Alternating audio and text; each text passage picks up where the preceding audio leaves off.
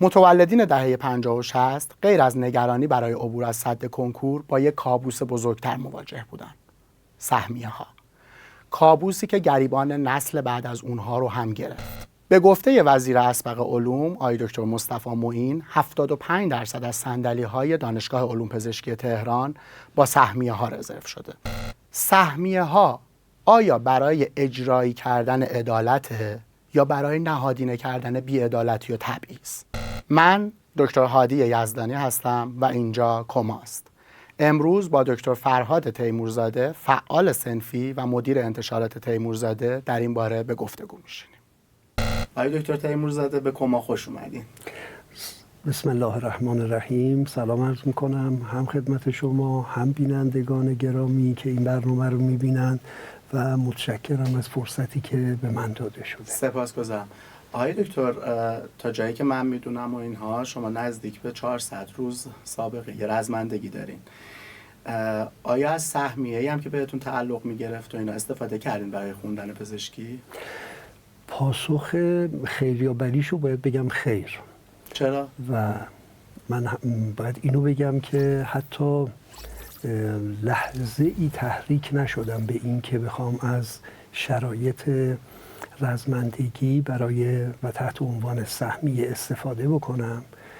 دلیلش این بود که اساساً بنده و بسیاری از افرادی که اون وقت در مقام دفاع از مردم در جبهه‌های جنگ حاضر شدند افکار دیگری داشتن. اصلا فضای فکری در اون زمان سالهای 60 61 تا 64 65 در واقع فضای دیگری بود. حالا اگه کل 8 سال زمان دفاع رو در نظر بگیریم بسیاری از افراد همین شرایط رو داشتن، بسیاری از آنان شهید شدند و حضور ندارند و این چی که وجود داشت این بود به سادگی، نه فقط در مورد من، که ما برای اهداف دیگری وارد دفاع از کشور، ملت و ناموس وطن شدیم و آنچه که در ارتباط با امتیازات باید صورت بگیرد اینها مسائل دیگری است.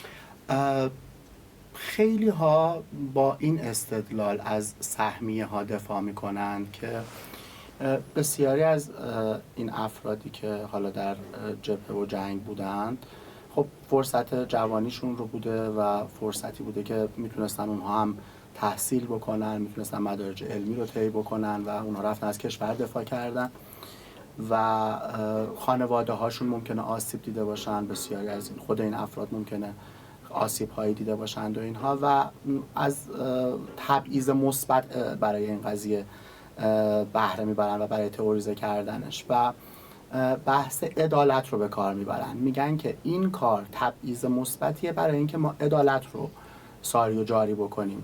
موافقین با این قضیه؟ مسلماً خیر. من میخوام اینجا استفاده بکنم از مطالبی که که حضرت حجت الاسلام و المسلمین سروش محلاتی از قول آیت الله مطهری از کتاب حماسه حسینی نقل کردن و وام بگیرم از بیانات ایشون. اون چیزی که خوندن از کتاب حماسه حسینی در دسترس بقیه هم هست و قسمت عمده این بخش این است که جملات رو آقای در واقع شهید مطهری در کتاب اینجوری به کار میبرند که اموی ها رفتند ولی مع الاسف عناصر فکر اموی که میخوام بگم همینایی که شما فرمودید به عنوان استدلالات بخشی از اینها محسوب میشه از نگاه من و رژیم اموی باقی ماند و با تغییر جزء اصول زندگی ما شد. امروز هم اصول فکر معاویه‌ای عامل دیانت را استخدام کرده علیه دیانت. واژه‌های ارزشمندی مثل عدالت رو به استخدام گرفتند برای بی‌عدالتی، تبعیض رو بنا گذاشتند برای بی‌عدالتی. و در ادامه شهید مطهری میگه و نمی شود یک کلمه علیه اصول اموی سخن گفت. من علت این که به جای اموی میگم اموی اینی که این واژه رو حجت الاسلام سروش محلاتی که پدر ایشون سالها نماینده امام بود در شرق تهران، درست. چون ایشون اینجوری به کار برده، از ایشون دارم نقل میکنم، با همون در واقع مدل ادبیات ایشون عرض میکنم. و نمیشود یک کلمه علیه اصول اموی سخن گفت به اندازه اشکی که بر پای پیراهن عثمان ریختند باز میریزند. این یعنی چی؟ یعنی اینکه الان که ما داریم این صحبت ها رو میکنیم و در این سالها که من دارم با سهمیه مخالفت میکنم، به دلیل اینکه خودم هیچگاه تحریک هم نشدم که از سهمیه استفاده کردم، یعنی من رطب خورده منع رطب چون کند نیستم و می توانستم استفاده بکنم و این کار رو نکردم و ترجیح دادم که بر پایه توانایی های خودم و شایستگی های خودم تلاش کنم، فعالیت کنم، به اون حد برسم. این نکته خیلی مهمه. باید برای ورود به دانشگاه به حدی از شایستگی و لیاقت دست پیدا کرد. بدون شایستگی، بدون لیاقت، با استمداد از سهمیه وقتی وارد میشیم یعنی داریم با علم بازی میکنیم و به ویژه در رشته پزشکی داریم با سلامت مردم بازی میکنیم. ایشون میگن که معاویه استفاده از دین علیه دین، مبدع و مؤسس استفاده دین علیه دین بود. اولین کسی که اومد و این روش رو انجام داد معاویه بود. قرآن رو بر سر نیزه به دستور معاویه انجام دادن. مؤسس این تفکر معاویه بوده. حالا ما بیایم اینجا آنچه که 10 سال داره در جمهوری اسلامی انجام میشه نسبتش بدیم با تفکر اموی و معاویه. باید لابد پاسخگو باشیم. اشک‌هایی که به قول آقای مطهری در ابتدای انقلاب، هنوز این قضایا پیش نیامده بود، مطرح میشه، اشک‌هایی که ریخته میشه برای پیراهن عثمان، میگه باز هم میریزند. نمیشود یک کلمه علیه اصول اموی سخن گفت. ولی ما چاره‌ای نداریم، برای اینکه میبینیم سهمیه داره کشور رو نابود میکنه، پزشکی رو داره نابود میکنه، جوانان ما رو داره نومید میکنه. من دیدم که شما قانون اساسی همراه خودتون آوردین. بله. چی توی قانون اساسی میخواین برای ما بگین راجع به سهمیه ها؟ من این قسمت رو الان از قانون اساسی برای شما میخونم و بعد اون قسمت دیگر رو در ارتباط با سهمیه و آنچه که از افکار اموی گفته می شود، اون بخش رو هم یه اشاره کوتاهی براتون انجام میدم. ببینید، ما اولا بند 9 اصل 3 قانون اساسی مطرح میکنه که جزء وظایفی که دولت جمهوری اسلامی داره موظفه، یعنی وظیفه دولته که این کار رو انجام بده به جهت ایجاد محیط مساعد برای رشد فضائل اخلاقی.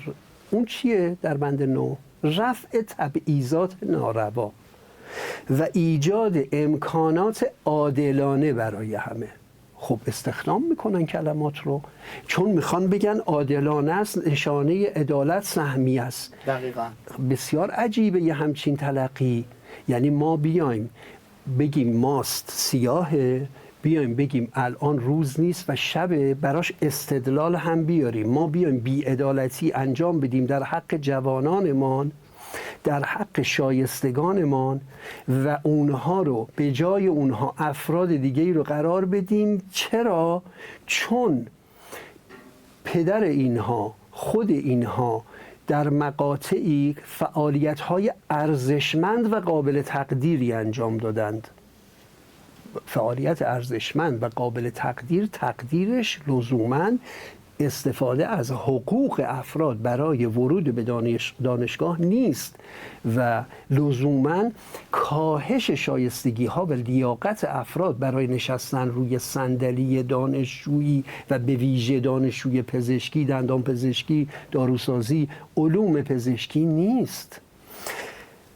بخش دیگری رو ما باید ببینیم اینا چقدرش رعایت شده. اصل 19 در فصل 3 قانون اساسی حقوق ملت گفته میشه که مردم ایران از هر قوم و قبیله که باشند از حقوق مساوی برخوردارند. من میخوام ببینم که چگونه این حقوق مساوی در مورد غیر سهمیه ای با سهمیه ای برقرار میشه. اصل 20 میگه همه افراد ملت اعم از زن و مرد یکسان در حمایت قانون قرار دارند. آیا در بحث سهمیه ما نسبت به خانواده های شهدا و رزمندگان و جانبازان با مردم دیگر آنان را یکسان قرار دادیم؟ آیا الان برمیگردم به فرمایشات آقای جناب حجت الاسلام سروش و که نقل شده از شهید مطهری که ما بر مبنای اصولی که معاویه برای ما ترسیم کرده حرکت باید بکنیم یا بر مبنای اصول امیرالمؤمنین؟ ما کشور امیرالمؤمنینیم، ما ملت امام حسینیم، ما ملت امیرالمؤمنینیم. امیرالمؤمنین چه کرد؟ امیرالمؤمنین وقتی که وارد شد در اولین خطبه آنچه که مطرح کرد این بود که هر کسی هر سابقه ای داره، جهاد کرده، همراهی پیامبر انجام داده، همه اینها حسابشون با خداست.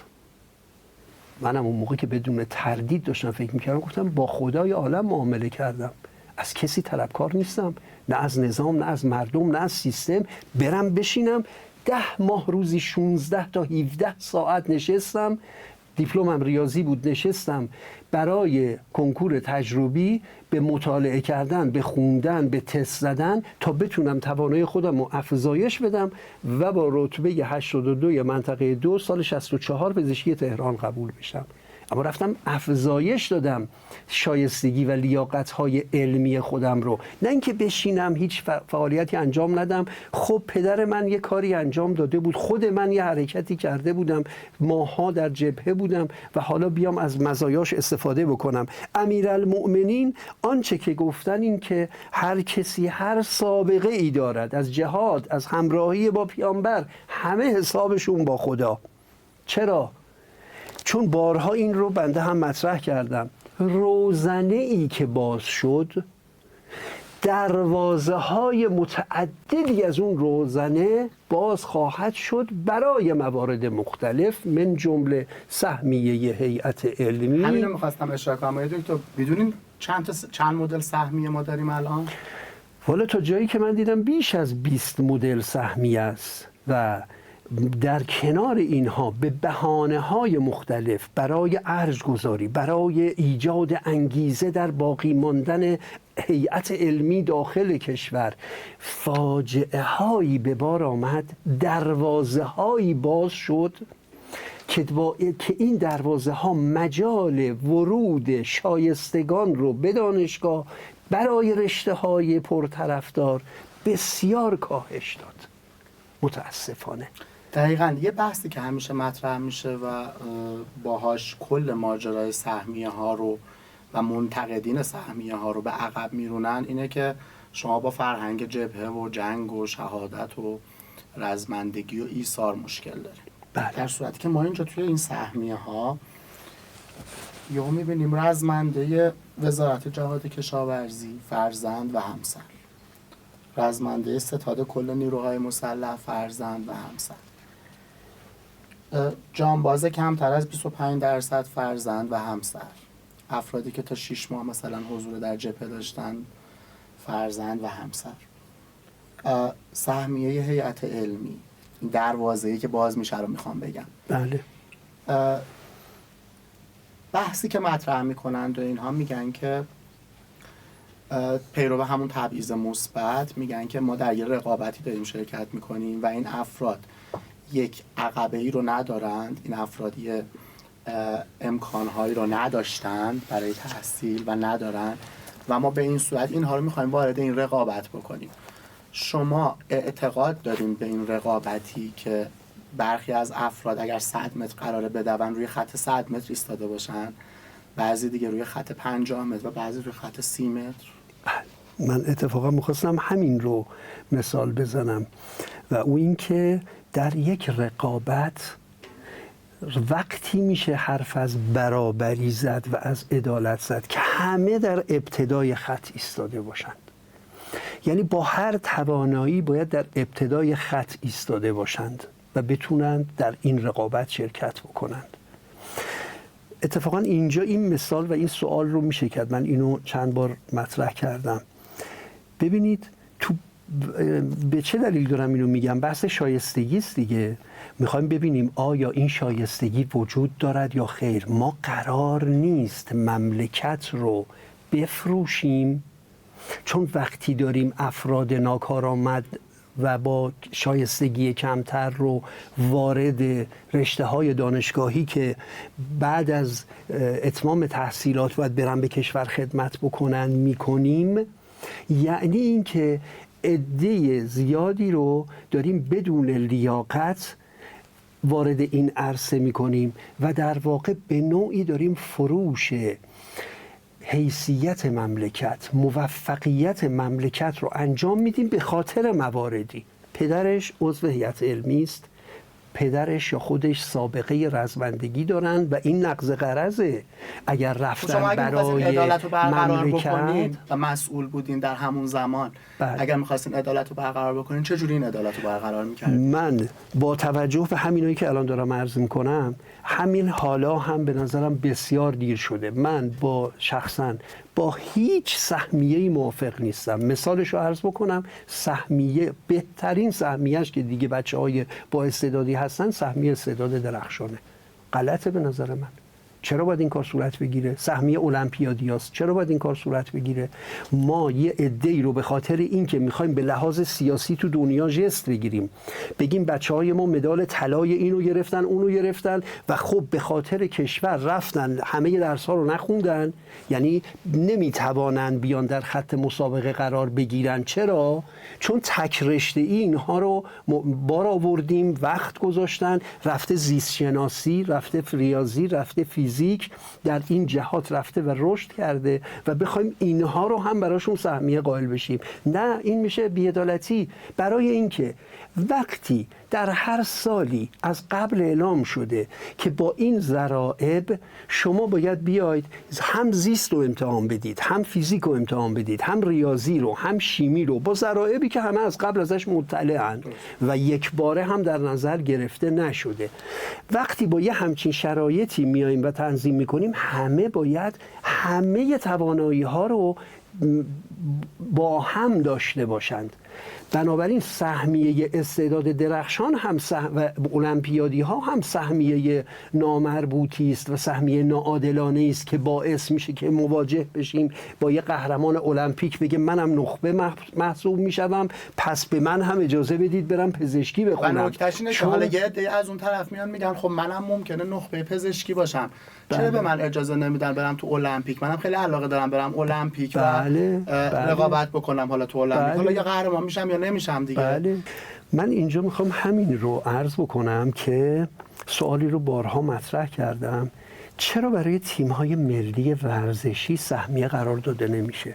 نه فقط پزشکان، خیلی دوست دارن برن داخل تیم ملی فوتبال، تیم ملی والیبال، تیم ملی بسکتبال، تیم ملی بوکس، تیم ملی تکواندو و هر تیم ملی تیراندازی. چرا برای اینا سهمیه گذاشته نمیشه؟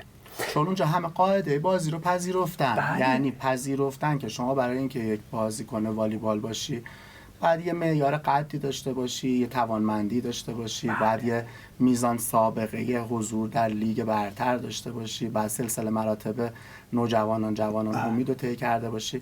اما برای این قضایی، برای اینکه ما فوراً اونجا وقتی افراد بدون شایستگی و صلاحیت لازم رو به کار بگیریم، بدون توانمندی در والیبال، بدون توانمندی در بوکس، بدون توانمندی در تکواندو، بلافاصله نتیجه معلوم میشه و با شکست مواجه میشیم. برای همین حاضر نیستیم چون این ریسکی رو انجام بدیم. اما آنچه در ارتباط با رشته‌های پزشکی صورت میگیره، نتایجش دیر هنگام معلوم میشه و ما زمان رو خریداری میکنیم. ما که عرض میکنم یعنی سیستم، یعنی نظام. میگن خب حالا کم کم میخونن، در طول دوره یاد میگیرن، پیش خواهند رفت.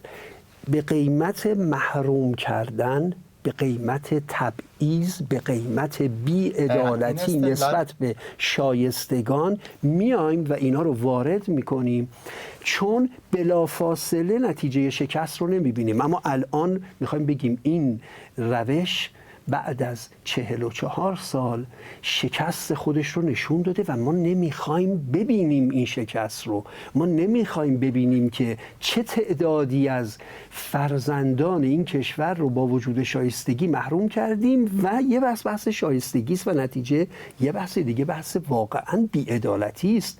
ما از جیب جوانان این کشور سهمیه ایجاد کردیم، حقوق اینها رو نادیده گرفتیم، عده‌ای رو توی این صفی که قرار گرفتند صدها و هزارها نفر بردیم جلوی صف قرار دادیم و گفتیم تو بیا برو. چرا؟ چون پدرت عضو هیئت علمیه. تو بیا برو چون تو تک رشته‌ای نمره و رتبه خوبی آوردی، استعداد درخشان، المپیادی محسوب میشی. تو بیا برو چون خانواده شهدایی. تو بیا برو چون رزمنده‌ای، چون خانواده رزمنده‌ای، چون خانواده جانبازی و بسیاری از رانت‌ها رو ایجاد کردیم. شما که شنیدید متاسفانه در ارتباط با سهمیه جانبازان چه ازدواج‌های سوری با جانبازان صورت گرفته، چه آگهی‌هایی در این قضیه داده شده. ممکنه تعدادا کم باشه ولی اینها نشانه هست و اینها نشانه غلط بودن این روشه. آقای دکتر، من یه مطالعه می‌کردم، می‌خواستم برای خودم سوال بود که به هر حال یه کشوری مثل ایران توی منطقه خاورمیانه همیشه ممکنه در معرض مشکلاتی مثل جنگ باشه. همین الان هم سایه و خطر جنگ و سر کشور ما هست. خب اگر از این سمت ما بیایم و اون بخشی از سهمیه ها که مربوط به چیزه، حالا شما ورود کردید، من بعد به صورت مجزا میخوام وارد سهمیه هیئت علمی بشم و مجزا اصلا سوال ازتون بپرسم، ولی اینه که خب در دنیا چی کار میکردن موقعی که مثلا جنگی بوده، موقعی که یه عده‌ای رفتن یه ایستاری کردن، از جان گذشتگی کردند و اینها به چه صورتی براشون جبران می شده و عدالت برقرار می شده. دیدم که مثلا توی آمریکا اینها یه سری کلاس ها، یه سری روش های توانمندسازی، آموزش شغل، آموزش مهارت ها، اینها رو برای افراد می ذاشتن. یعنی اگر قرار بوده عنوان تبعیض مثبت هم براش قائل بشه و اینها، در مرحله پیش از مسابقه است. بله. یعنی شما فرد رو توانمندش میکنی که بتونه سر خط استارت بیسته و کنار بقیه استارت بزنه. حالا اگر هم برنده شد برنده بشه، خیلی هم عالی. به نظر من از ابتدای ماجرا بخشی از ماجرا اشتباه خونده شد. بخشی از حاکمیت میخواست کمکاری های خودش رو در قبال این خانواده ها، دینی که به گردنش بود در قبال این خانواده ها و این افراد، با ساده ترین روش ممکنه جبران بکنه و به دنبال توانمندسازی اینها و به دنبال برقراری عدالت از ابتدا نبودن. از ابتدا قرار نبود عدالتی برقرار بشه. بله. متاسفانه این چه که شما میفرمایید میشه تایید همون فرمایشاتی که من از قول شهید مطهری نقل کردم و اینکه اساساً روش امیرالمؤمنینی نبود که عدالت برقرار شود. روش امویان بود و معاویه بود و اون چه که در این بخش اومد و اتفاق افتاد، به زعم من اینه که تلاش شد عده زیادی با رشوه‌هایی آلوده بشن. اگر در ارتباط با رزمندگان ببینید، به جز آنچه که در موضوع سهمیه ها اتفاق افتاد، مثلا اینکه خب ما به اینها موافقت های اصولی بدیم، مثلا برای اینها حقوق ماهیانه قائل بشیم. یکی از موارد هم بحث ورود به دانشگاه بود که کمترین هزینه رو براشون داشت و البته موارد تسهیلات کم بهره هم وجود داره که خیلی در این زمینه چون دولت باید بودجه بگذاره کاری انجام ندادن، اما سهمیه ها رو چون خودشون نباید انجام میشد و شاید خودشون هم بهره‌مند میشدن، فرزندانشون هم بهره‌مند میشدن و از جیب جوانان کشور بایستی هزینه صورت میگرفت، این رو اجرایی کردند. اما اینکه بیان و توانمندی رو افزایش بدند، فرمایش شما نکته کلیدیش همین که باید همه این اتفاقات قبل از رقابت صورت بگیره و افزایش توانمندی، شایستگی علمی و صلاحیت و در خط رقابت همه باید یکسان قرار بگیرن و حالا چرا دانشگاه هدف این قضیه بود؟ به نظرم بخشش به شأنیت اجتماعی دانشگاه و مرجعیت دانشگاه برمیگشت. یعنی بله. خیلی این خطوط قرمز رو هی آروم آروم کم رنگ بکنی و بیای به سمت جلو و هی مسیر دانشگاه رو از مرجعیت خودش بخوای بیندازی. ببینید شما به یه نکته اشاره کردید، اونم بحث این که توی مسئله پزشکی، حالا توی رشته‌های دیگه اون بخش شأنیت، مرجعیت دانشگاهی که من اشاره کردم سر جای خودش هست، توی مسئله پزشکی بحث سلامت هم هست. یعنی اینکه شما کالایی رو دارید به صورت ناعادلانه توزیعش میکنید که این کالا با سلامت مردم در ارتباطه، با بخش دیگه از اصول همین قانون اساسی در ارتباطه. این اتفاق میفته که بعد از 3 دهه 4 دهه ما با یه پدیده های عجیب غریبی مواجه میشیم، مثلا فوق تخصص، من حالا عنوانش نمیخوام بی سواد بکارم، فوق تخصص کم دانش بدون علم. مگه میشه کسی فوق تخصص توی مملکت گرفته باشه و بیمارهاش آواره یا این طرف و اون طرف باشن و به تشخیص نرسه و نتونه پلن درمانی داشته باشه؟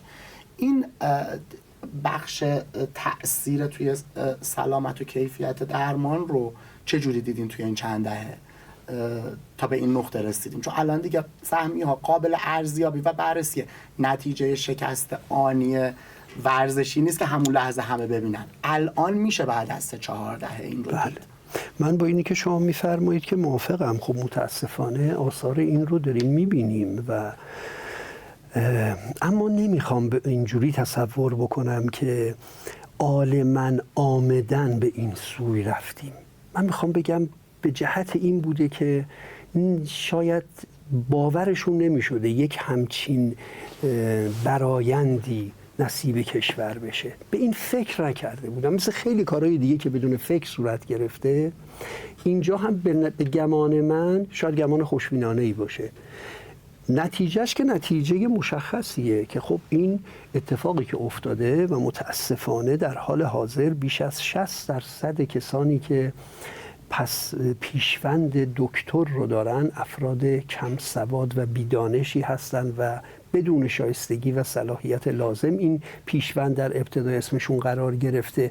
اما اینکه میخواستند الزاماً یه همچین جامعه ای رو از پزشکان ایجاد بکنند، نه. شاید فکر میکردند که ما باید یه جامعه ارزشی ایجاد بکنیم که اینا در خدمت نظام باشن، در خدمت مردم باشن و سهمیه ها میتوانند این کار رو بکنن، که میخوام بگم در این مورد هم به نتیجه نرسیدند و اینجا این رو هم خوبه که یادآوری بکنم.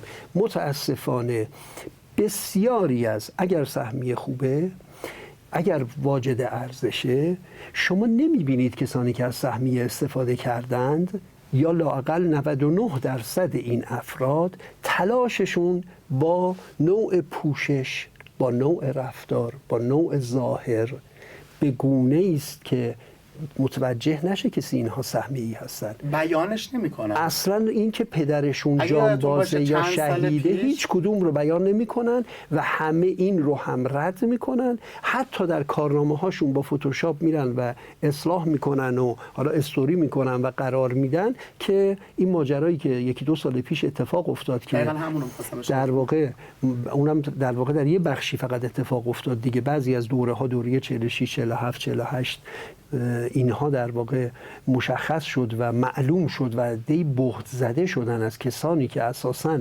سهمیه بعد خودشون از سهمیه استفاده کرده بودند. و جالبه، حالا بخش تعهد و تخصص رو گفتین، به نظر میاد که بخشی از نگاهی که حاکمیت داشت به سهمیه ها این بود که دقیقاً افرادی که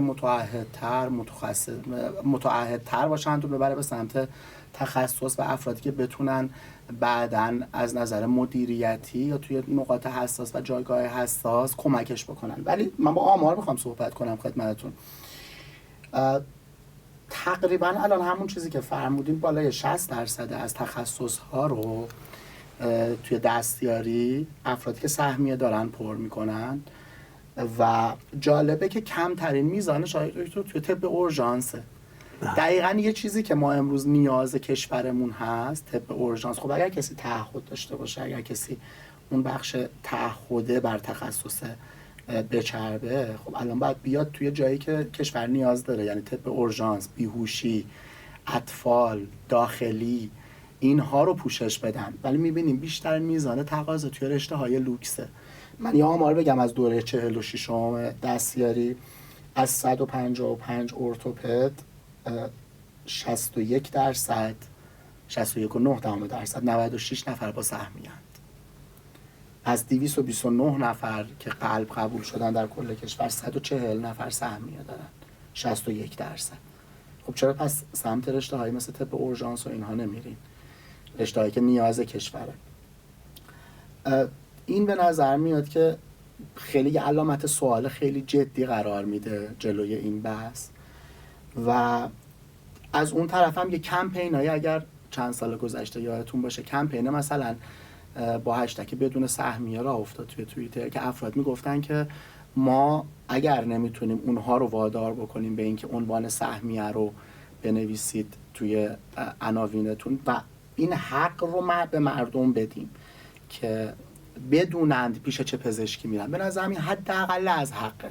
بله. اگر فرد سهمیه داشته و توانمند هم باشه، اینو منطق بازار خودش رو نشون میده و اون فرد قطعا بیمار خودش رو خواهد داشت. ولی یه کمپینایی مثل کمپین بدون سهمیه اتفاق میفته و افراد میان بیان میکنن و میگن که ما لااقل خودمون مینویسیم توی بیوگرافیمون، مینویسیم که ما بدون سهمیه ایم. بله. یه نگاه اعتراضی و یه نگاه چیز. یه سوال دیگه ای که من تو این قسمت یه موضوعی رو عرض بکنم. اولین بار توی اینستاگرام من هستش از سالهای پیش، پیشنهاد این موضوع رو من مطرح کردم، گرافیستمونم آماده کرد، ساختمان پزشکانی که توش نوشته شده باشه سهمیه. از عنوانش هم اینه: سهمیه چیز خیلی خوبی است، من میخواهم پیش پزشک سهمیه‌ای برم.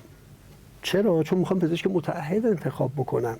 پس این رو در کارت ویزیت سرنسخه، حالا که دیگه الان سرنسخه نداریم، نظام عوض شده، نسخه الکترونیک انجام میشه، و تابلوی مطب سهمیه های مختلف نوشته بشه. مردم حق انتخاب دارن. چرا اجازه نمیدید؟ چرا اینو تکلیف نمی کنید که روی این و یه طرح ساختمان پزشکانی که سهمیه های مختلف مثلا روش نوشته شده بود، که البته مثلا یکی از اونها دکتر فت، یعنی فرهاد تیمورزاده، دوستان همینجوری که آماده کرده بودن اسم خودمون رو نوشته بودن، سهمیه نامشخص یا سهمیه مشکوکه، همچین چیزی رو توی اون طرح نوشته بودن. ما قائل به حقوق مردم و به انتخاب مردمیم. ما معتقدیم، قاعدتاً حاکمیت معتقده که پزشکان سهمیه‌ای خیلی بهتر هستند، متعهدتر هستند، پس بذارید مردم اینا رو بشناسند. مردم بدانند این کسی که الان اینجا هست، بله آقا اساساً ایشون رفته، خوب درس خونده، خوبم مهارت کسب کرده، خیلی هم پزشک با لیاقتی است، بذارید بدانند و انتخاب کنند. بله. و احتمالاً اهل دریافت زیر میزی یا به عبارتی آندر هم نیست و نگرانی جامعه و مردمه. بذارید مردم اینها رو بشناسن، تکلیف کنید همه سهمیه هاشون رو بنویسن. یه وقتی بود که می نوشت مثلا آسیستان سابق بیمارستان‌های پاریس، میخواست برای خودش اعتبار ایجاد بکنه دیگه. اگر سهمیه ایجاد اعتبار میکند، پس اجازه دهند نوشته شود.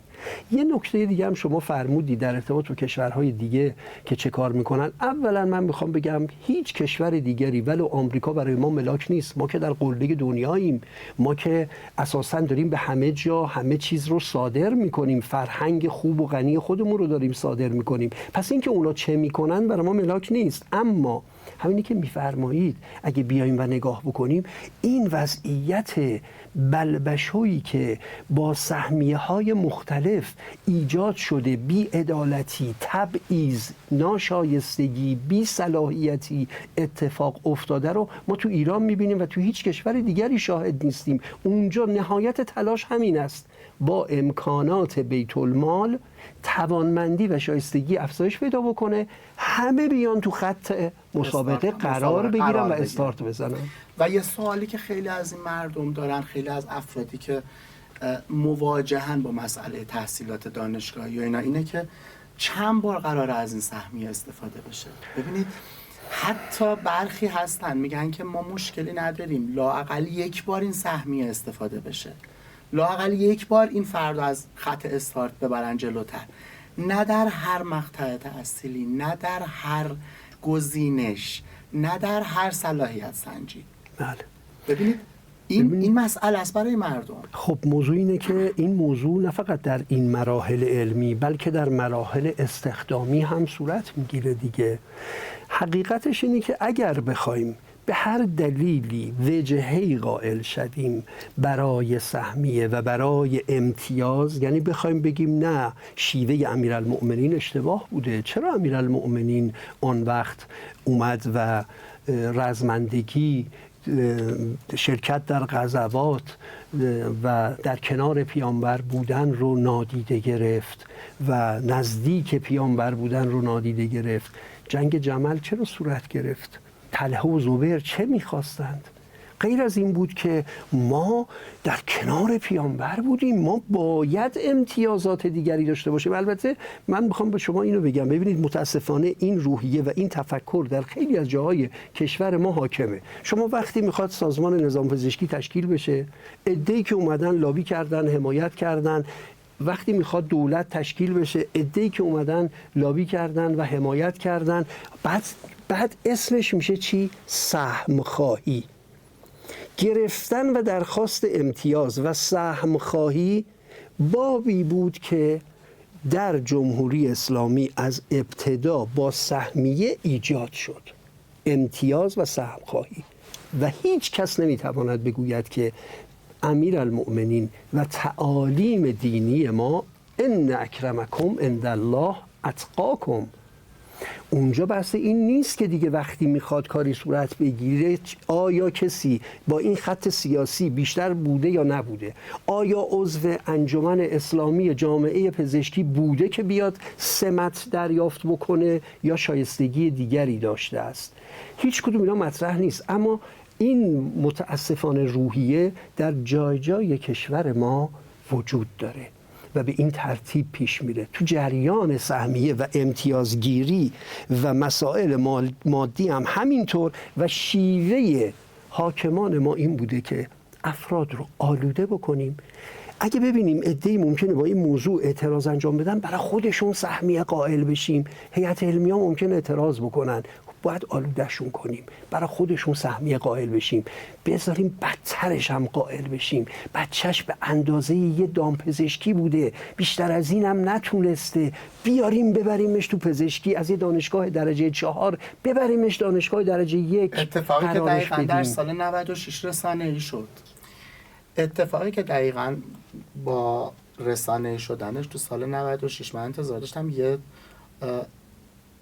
حادثه خوبی رخ بده و لااقل اینکه این سهمیه هیئت علمی برداشته بشه. من خودم آقای دکتر همکلاسی داشتم که پدرش استاد دانشگاه اصفهان بود و ایشون دامپزشکی قبول شد و دامپزشکی یه شهر دیگه و ایشون انتقال دادن پزشکی اصفهان و به همین صورت سلسله مراتب رو طی کرد در جایگاهی که اصلا جایگاهش نبود، بعد جایگاه خودش رو میرفت. دقیقا در سال 96 هم این ماجرای اون 134 فرزند اساتید دانشگاه آزاد اتفاق افتاد که اینها رشته دامپزشکی میرفتن و بعد اینها رو منتقل میکنن به رشته پزشکی، که یکی از مسئولین وقت وزارت بهداشت عنوان فرزندش مطرح شد توی این قضیه و افراد دیگه.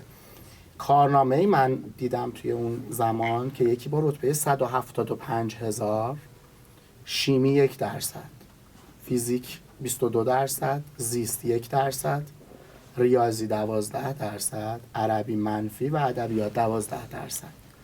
با رتبه 175,000 منتقلش کردن دانشگاه آزاد که پزشکی بخونه. این سهمیه یه هیئت علمی، البته رشته‌های دیگه هم بود، از دامپزشکی هم فقط نبود، کارشناسی حسابداری بوده، مدیریت بیمه بوده، صنایع غذایی، یعنی انواع و اقسام تخلفات انجام میشه. رسانه‌ای میشه، رسانه میاد پشت ماجرا اما قدرتی ایجاد نمیکنه. نه سهمیه یه هیئت علمی اتفاقی براش افتاد. حالا یه زمانهایی مثلا یه اعتراضایی میشد، یه سهمیه‌ای مثل اون سهمیه مدیرانی که وجود داشت توی وزارت خونه و اینا، اون دیگه کنسل شد. ولی تو سهمیه هیئت علمی الان این افراد در شرف فارغ التحصیلی هستن و هنوز دارن درس میخونن. آقای دکتر، هنوز سهمیه هیئت علمی داریم. این چه منطقی داره؟ شما هیئت علمی که خب پدرت که یا مادرت که بالای سرت بوده، کنارت بوده، در یه خانواده فرهنگی رشد کردی با بیشترین و بهترین امکانات تحصیلی، قطعا شما چرا باید سهمیه داشته باشی؟ ببینید، کارنامه‌ای که شما مثال زدین باید گفت که نسبت به این چیزهایی که ما بیشتر میشنویم، این فرد باید یه فیزیکدان قلمدادش کرد که 22% فیزیک زده. بله. و من کماکان همون فکر رو میکنم که متاسفانه رفت بخشی از حاکمیت به سمت آلوده سازی بخش زیادی از منتقدان. انتظار از اعضای هیئت علمی این بود که بتونن چالش هایی رو ایجاد بکنن، منطق و استدلالی رو داشته باشن. حساب میشن همیشه اساتید دانشگاه علیه سهمیه. در نتیجه اتفاقی که افتاد اینه که برای اینکه دهان اینا بسته بشه باید خودشون آلوده بشن. این چه که در ارتباط با سهمیه مدیران هم مطرح میشه هم همینه. استدلالش خیلی شبیه به استدلال رزمندگانه که بله اینها صبح تا شب تو وزارت خونه بودن، تلاش میکردن. خب چه کار میکردن؟ هر معلم هم تو مدرسه تلاش میکنه، زحمت میکشه سهمیه معلمان برقرار بکنید که برای اینها، برای اینکه اینجا بمانند با این حقوقهای آنچنانی. همیشه هم بحث حقوق مطرحه، حقوق رو افزایش بدید. چرا دست تو جیب جوانای مردم میکنید؟ چرا حق اونها رو برمیدارید و به کسان دیگر میسپرید که برای اونها هم سهمیه قائل بشیم؟ من دوستی داشتم که اصلا نمیخواست بره استرالیا و اصرار بهش کرده بودن که نه، سهمیه شما برای استرالیا، سهمیه وزارتخونه براش قائل شده بودن، باید برید اونجا و نمیشه اینجا این رشته رو بخونید. رفت استرالیا و البته دیگه باز نگشت، دیگه اونجایی شد. کسی که مثلا 2 سال 3 سال اینجا تو وزارتخونه داشته خدمت میکرده، حالا خدمت فقط تو وزارت بهداشت صورت میگیره. ما این که بیاییم این حرکت رو انجام بدیم، من دوباره برمیگردم به حرفای استاد مطهری که دادن این امتیازات به جهت آلوده سازی افراده. در این سخنرانی آقای حجت الاسلام دکتر محمد سروش مثالی رو میزنن، میگن کسی بود که در یکی از این نهادها مسئول به اصطلاح این تقسیم امتیازات و تکریم خانواده شهدا و اینها بوده و ایشون اینو مطرح میکنه که اون از قول اون بنده خدا که ما ابتدا که میخواستیم بریم گاهی با برخوردهای بسیار تندی مواجه میشدیم، به این که مثلا اومدیم این کارو بکنیم و برای شما مثلا یه لوحی فلانی، یه مثلا هدیه کوچکی شامل مثلا آجیل یا چه براشون بردن خانهشون. گفت ابتدا بعضی از این خانواده ها برخوردهای تند و حتی ما رو بیرون میکردن. مگه شهید ما به خاطر این چیزا رو مگه من جانباز شدم به خاطر همچین چیزایی؟ چی فکر کردید در مورد ما؟ گفت مناسبت بعدی دیگه یه خورده نرمتر و باشه و مناسبت بعدی. بعد میرسیدیم به مواردی که همین هایی که این گونه برخورد میکردند، این نتایج لقمه شبهناکه که من معتقدم این کار صورت گرفته، با روش اموی صورت گرفته و می آمدن به برخورد و دعوا و مجادله که فلان چیز رو چرا به ما ندادید، فلان موضوع رو چرا به ما ندادید، ما فلان خودرو رو میخواستیم چرا این نشده، ما چرا نوبتمون برای این کار زودتر نمیرسه. و ما با ظاهر امر امتیاز دادن که امتیازات رو که طبیعتاً از بیت المال مردم داریم قائل میشیم، عده‌ای رو آلوده کردیم. خب و کار انقدر حالا سنگین شده که ما در اثنای انتخابات، اگه یادتون باشه آقای دکتر پزشکیان یه تیکه‌ای گفت که من که دکترامو کوپونی نگرفتم، بله. اصطلاح کوپونی رو بله. به کار برد و دیدیم که چند ماه پیش بود دستور بازنگری توی سهمیه ها رو صادر کردند و به کمک وزیر علوم و وزیر بهداشت دکتر ظفرقندی. از یه سمت دیگه میدونیم آقای دکتر که بخشی از مدیرانی که در تمام این ادوار در مملکت مدیریت کردند، مخصوصا در این دو نهاد علمی، خودشون سهمیه‌ای بودن. بله. و با سهمیه اومدن بالا و توی این جایگاه نشستن. چقدر امید دارین به اینکه توی این بازنگری اتفاق خوبی به نفع مردم، به نفع بچه‌های مردم، به نفع اون کسایی که امروز میخوان رقابت بکنن، حتی با وجود این افزایش ظرفیت‌های بی دلیل، بی قاعده، بدون پشتوانه علمی، باز توی این رقابت که چیزا میخوان شرکت بکنن، چقدر امید دارین که این مجموعه مدیران و این مجموعه حاکمیت به اون عقلانیت رسیده باشه که بتونه یه نتیجه خوبی توی این بازنگری داشته باشه؟ همونقدر که شهید مطهری امیدوار بود که و در کتاب حماسه حسینی گفته که و نمی شود یک کلمه علیه اصول اموی سخن گفت، چرا که به اندازه اشکی که بر پای پیراهن عثمان ریختند باز می ریزند. کار دشواری است، عزم همگانی میخواد و قاعده همگانی. اما من از این فرصت میخوام استفاده بکنم و اینو بگم، میگن آن را که حساب پاک است از محاسبه چه باک است. شما نشون خواهید داد به صورت جزئی هم، خواهشم اینه، من براتون آورده بودم کارنامه کنکور خودم رو و نتیجهش رو که اینا پشتش هم نوشته هر کدوم این درصدا مربوط به چه رشته هایی است. سوال میکنم، من با شعار کاری ندارم، ما زیاد دیدیم افراد شعاری دادن، میخوام اتفاقا این سوال رو بکنم. آقای دکتر پزشکیان، شما از خودت شروع کن.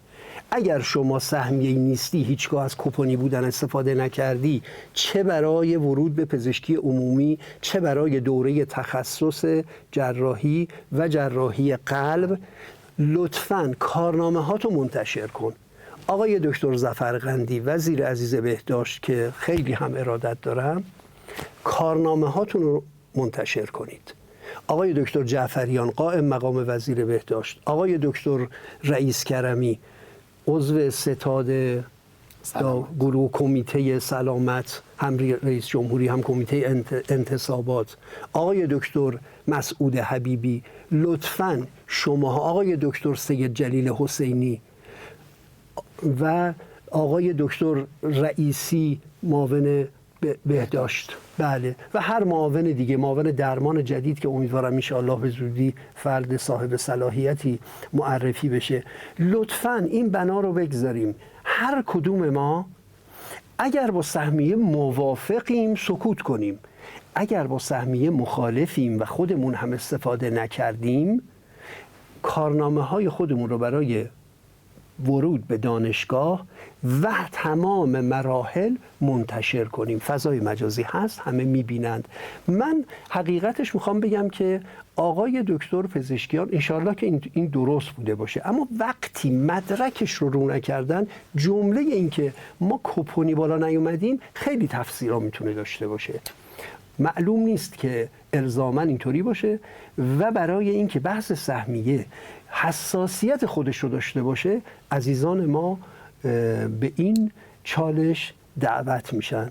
بنده خودم استارتش رو زدم و البته سالهاست که کارنامه هم در اینستاگرام هم هست، در تلگرام هست و همه میتونن مشاهده بکنن. نکته آخر این که دوستانی رو میشنوم که بحث اینو میکنن که تعدیل سهمیه ها. من با هیچ اعتقادی به این موضوع ندارم. حذف سهمیه ها، حذف تمام سهمیه ها، هیچ درصدی کاهش سهمیه و هیچ کدام اینا برای اینکه یک روزنه کافی است که دروازه هایی باز شود. سهمیه مطلقاً بایستی بساطش برچیده بشه اگر میخوایم امید در جوان ایرانی زنده بشه، اگر میخوایم جوان ایرانی با رقابت اصلی حرکت بکنه. من این هم پزشکی صحبت کردیم، حتما شنیدید بسیاری بودن مثلا از دوستان و همکلاسی های دختر من، از افراد با صلاحیت علمی هم بودن، اما به این که اون تلاش لازم رو انجام نمیدادن که سهمیه هیئت علمی پدرم یا مادرم رو دارم، حالا من هر جا قبول بشم میتونم بیام تهران برق شریف بخونم چون این رشته‌هاشون مهندسی بود. میتونم بیام تهران، دانشگاه تهران، میتونم بیام دانشگاه شریف و اتفاق هم میافتاد. خودش مثلا تو همدان قبول شده بود. ما نمیخوایم بگیم اون الزاماً جای نامناسبی است، ولی من باید با شایستگی خودم در این رقابت و بیام اینجا پذیرفته بشم. ما این بساط رو برای تمام رشته‌ها ایجاد کردیم. در مورد رشته پزشکی و رشته‌های علوم پزشکی با سلامت مردم هم بازی مخاطره انگیزی انجام دادیم.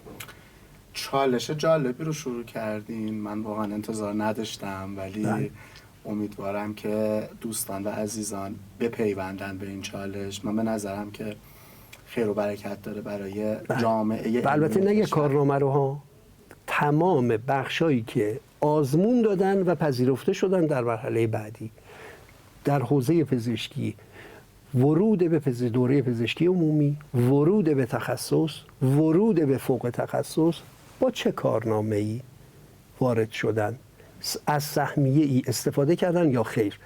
ببینید موقعی که برنامه شما ممکنه گنجایش نداشته باشه، ولی من اینو عرض میکنم شاید در یه مقطع دیگه بخواید استفاده بکنید. ما که فارغ التحصیل شدیم یه استدلال دیگه وجود داشت. چرا این استدلال پیش میاد؟ به خاطر وجود بحث برانگیز سهمیه است که آقا اگر شما استفاده نکنی کسی دیگه ای که ضعیفتره استفاده میکنه. من اینو میخوام مثال بزنم با آنچه که میگن، یعنی مقایسه بکنم با آنچه که میگن در روز عاشورا در مورد حضرت زینب اتفاق افتاد. اون موقعی که یه ملعونی داشت اشک میریخت و زیورالات حضرت زینب رو ازش میگرفت. حضرت بهش فرمودند که چرا داری اشک میریزی؟ گفته آخه میدونم شما فرزندان پیامبرید و من با شما آشنام. گفته خب چرا داری این کارو میکنی؟ گفته من نکنم دیگری میکند. به من اصرار میکردن آقا اگر شما نری شرکت، من که هیچگاه شرکت نکردم، من فقط 2 تا شرکت سوری داشتم، آزمون 48 آزمون 49 به خاطر دفاع از حقوق بچه‌ها در دیوان عدالت اداری که داوطلب محسوب بشم. هیچگاه در آزمون دستیاری شرکت نکردم. مثلا برنامه دیگری شد دیگه، حالا اتفاقی شد، ولی در حوزه کتاب خدمتگزار جامعه پزشکی بودم و هستم. امروز اتفاقاً 13 آبانه که شما دارید این برنامه رو ضبط میکنید و 29مین سالگرد تأسیس انتشارات تیمورزاده است و ما وارد 30مین سالش میشیم از فردا و از اون وقت فعالیت من فقط این بوده. اما این که آقا این چه استدلالی است که شما بهتر از نفر بعدی خواهی بود اگه بخوای استفاده کنی، اساساً این روش غلطی است. منو روز قیامت در قبر خودم میخوابونن و من باید حساب اعمال خودم رو پس بدم. کسی که از سهمیه استفاده میکنی، اگه معتقدی که کار درستی داری میکنی، تبعیض نمیکنی، بی‌عدالتی نمیکنی، حق کسی رو جابجا نمیکنی و وجدانت آسوده است و میتونی این علم رو در دانشگاه دستت بگیری به عنوان سهمیه‌ای از مقام و جایگاه پدرت. اینا که الان میخوان استفاده بکنن بیشتر مربوط به پدرانشونه. پدرت استفاده بکنی، این کارو بکن. اگر نمیتونی دفاع بکنی، نکن. سپاس از حضورتون. قربون شما. متشکرم. ممنون. متشکرم.